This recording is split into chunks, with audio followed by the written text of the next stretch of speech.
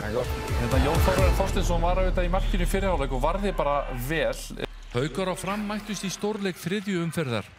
Haukar unnu Val í síðustu umferð og Fram var með 1 sigur eftir tap í fyrsta leik.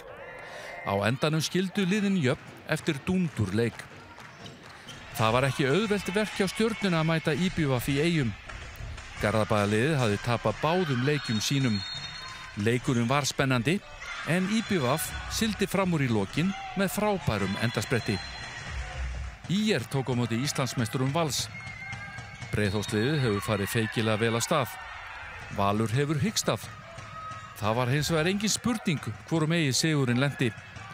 Valur lék sér að ÍR og vann stór sigur. Selfoss tók á móti KA Þór í mjög sveiflukendum leik. Á tímabili var Akureyrarliðið með góða forystu, en þá tók Selfoss við og komst yfir. En að lokum vann KA Þór og er eina liðið með fullt hús stiga. Já, góð ferð þarna á Selfoss hjá KA Þór og 14 marka sigur Íslandsmeistarana, jafntefli á Haukum og Fram og IBVF vann Stjörnuna.